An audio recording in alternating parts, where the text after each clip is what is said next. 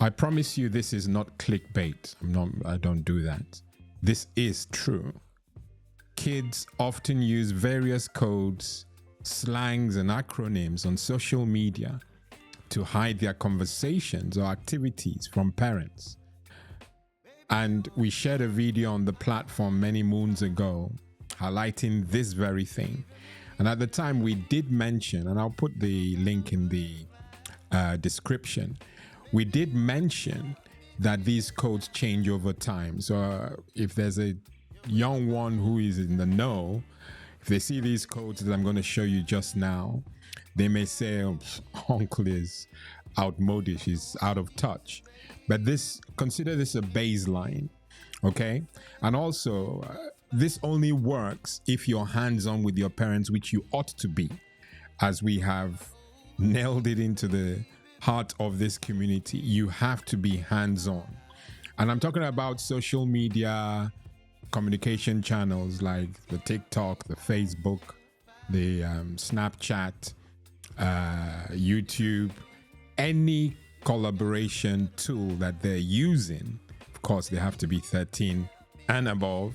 If they're using that, they can still, mask their conversations using these codes. Let me just go to the iPhone so you can see what I'm talking about, okay? All right, so the codes, as you can see, I have the first one, which is POS, and that's parent over shoulder. Try and let that sink in. Why would they say parent over shoulder? It means whatever it is they're doing does not line up with the home rules or the expectations of the parents. Okay, so a child who is typing parent over shoulder is basically telling the other person on the other side that my mom or dad is in the room. Okay, which segue, it quickly goes to the next code there, PIR, which is parent in room. Same thing, PIR, parent in room. Okay, now why would anybody, any child, say parent in room? Because they don't want the conversations to be seen, the nature of the conversation to be seen by their parents. Okay, again, I'm reminding you, this only works if you're hands-on with them, you're communicating with them, and you're involved in their online journey. The third, as you can see, is KPC, keeping parents clueless. If you just read into that, I'm not in their world, so I may get it slightly wrong, but I'm not far off. Keeping parents clueless is you're tricking your parents. So you are, whatever it is you're doing, you don't want your parents to get to find out, and you're telling the other person on the other side, please keep it clean, or keep it real, behave incognito. This is just, honestly, just thinking about it is frightening. A fourth there, as you can see, is CD9, and that's code 9. Parents are around, and it's still around parents being in the room. Now, if they're saying parents are around, I can only imagine that the parents are involved in their online journey. So it's tough for them, okay? Which I don't have any sympathy for, because if you're doing the right things, you'll be transparent as a child, okay, or a young one, all right? So CD9 is parents are around, that's code 9. The next one is 99, parents are gone. Of course, if you're telling the other person on the other side parents are gone, the masking or the hiding stops, okay? And so the other person can freely converse with your child. God forbid I don't even want to imagine the language that such conversations will have or carry, okay? We have another one, and that's LMIRL. Let's meet in person, or in real life, it says there. Let's meet in real life. Whatever that, think about it. So your child could be discussing or having an engagement with a stranger, someone they have not seen or met before.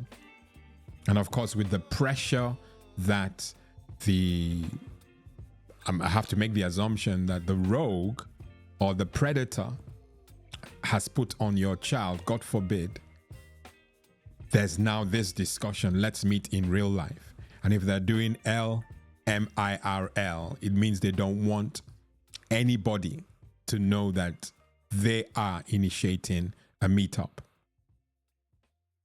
Terrible stuff. Terrible stuff.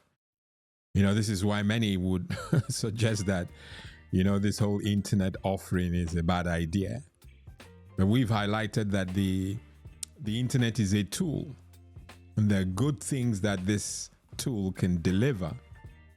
But we are staying awake and making sure that our young ones are treading carefully on these platforms. Let's go to the next one. TDTM. Talk dirty to me. Why on earth would a child ask another person, whoever it is, to talk dirty to me if they're not compromised? So these are codes you have to look out for. Okay? There's no need second guessing them. If you know these codes, at least you're somewhat close to, you know, detecting what they're up to whilst they're discussing online. Talk dirty to me. TDTM. And 8th would be mom over shoulder. We're back to parents again. MOS. Mom over shoulder. Again, they don't want mom to know what's going on, because that's a hint to the other person. Keep it clean. Keep it clean. Don't say anything that you won't say if your parents, well, you don't even know whether their parents approve. Or it could be someone older who is masking as a young one. Dangerous times, people. Dangerous times. And this video is purposely longer than normal because what else can I do? I need to give you some so that you have a head start. All right. A 9th will be WTTP. Want to trade pictures?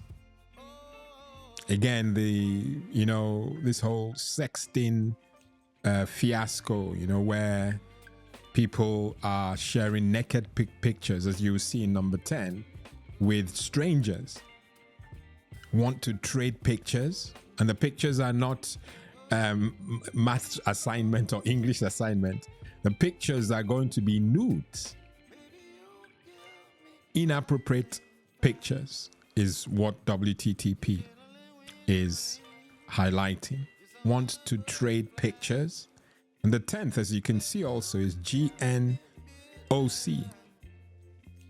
Get naked on camera. That's the sexting thing that I'm telling you. So you have your child conversing with a stranger. It could even be someone they know.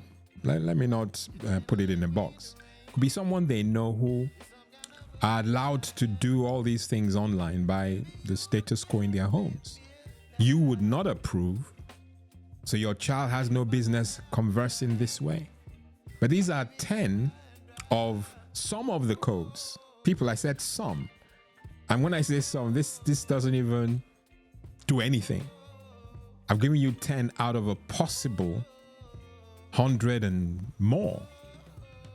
Like I said, I'm sensitizing parents to get involved in the activities their young ones get up to online. And knowing the codes or slangs or acronyms that they use in their conversations will help, because you're sitting with them. Again, I mentioned at the beginning that you've got to be hands-on. So these acronyms, like I mentioned, can change. These codes can change over time as kids adapt to new ways of avoiding detection. So it's important for parents to stay informed. 10 is a good head start, people. Okay?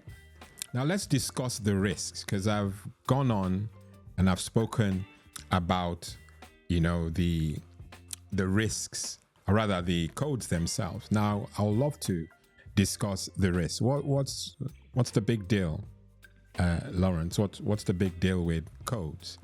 The risks are many. And the risks for our kids using secret codes on social media are significant, as they can engage in unsafe or inappropriate behavior without parental knowledge. And some potential dangers include online predators, and I've mentioned it already. Kids might share personal information or arrange meetings with strangers. And you also have the risk of inappropriate content. Children could be exposed or create inappropriate content, including sexual conversations or images. And we've also discussed on this platform that through things like this, you have cyberbullying. Okay? Using these codes can allow cyberbullying to go unnoticed by parents. Fourth will be sexting. I've mentioned it, sexting and exploitation.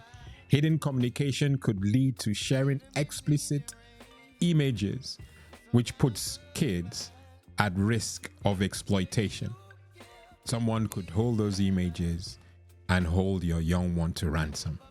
We've had very bad endings when kids who don't want their secret to get out get on to do the nasty things. And I'm not at liberty to mention them without presenting you with proof, but I have read it.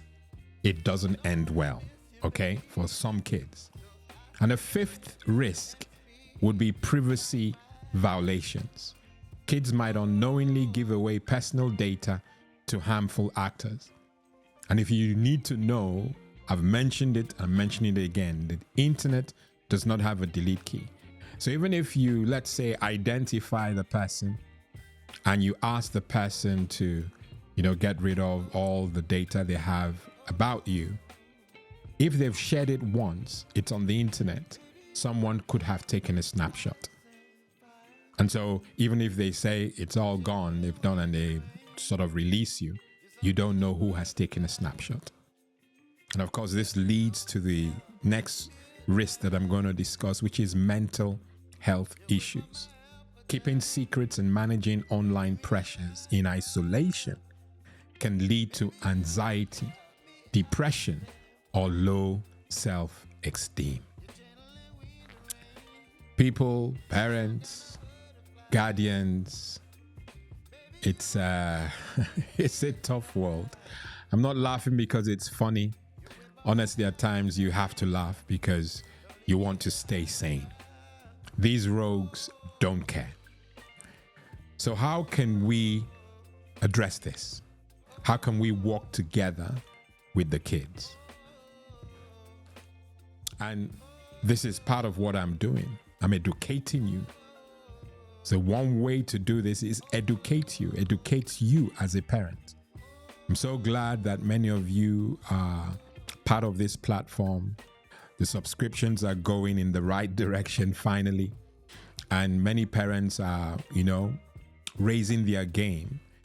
And so I'm committed to providing content that will help you guide and nurture these kids, shape them from this field.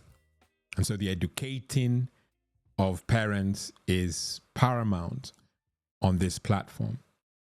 We can collaborate to create educational resources or videos that will help you recognize these codes like I'm doing today, understand their meaning, and talk to your children about online safety. I started this by saying that none of this works if you're not already hands-on with your kids. So on this platform, we promote open conversations, teaching you as a parent how to foster trust and open dialogue with your children. It will certainly reduce the need for secrecy, because your kids will just jump out when they see things that are untoward. Flag it to you and you can address it squarely. But if you don't get involved, then they go solo. Another thing that we can do is highlight safe practices. We have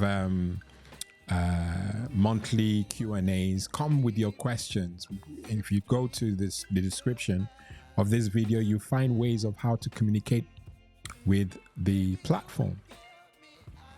So highlighting safe practices will provide you with actionable steps like installing monitoring tools, setting social media boundaries, or even using parental controls. One thing that I do every week is expose the risks. We could and are, in many cases, working together to raise awareness about the evolving risks of social media. Don't allow your young one get onto social media before their time. The official age in the UK is 13. So if they're not 13, they have no business even requesting it. Because online predators and the people who exploit are just waiting to pounce. And so through this offering, this channel, we are making every effort to expose these risks so that you are in the know. Okay? And then there's creating guides, for teens. They're not out of the woods. They can still be advised and admonished and shaded. So develop guides if you can, or tips. We will certainly do the same for our teens that explain why certain behaviors are risky and encourage them to be transparent and mindful of their online interactions, especially if they have siblings. They must lead by example, and you can help them by providing those guides. So by leveraging this channel and other channels that I'm aware of, we could do a lot. Can create series, webinars, live discussions, combining my expertise with your knowledge. Okay? We focus on a lot of things, content creation and scam awareness. We do that every other week. Every week, not even other week. So it's every week. There's a video released informing you, providing you with a robust toolkit for staying safe online. So people, let's do this, okay? Let's do this. You'll be thankful that we're on this journey together because I am committed and I want you to be committed. I've been your host, Lawrence Idem. Until next week, God bless and goodbye.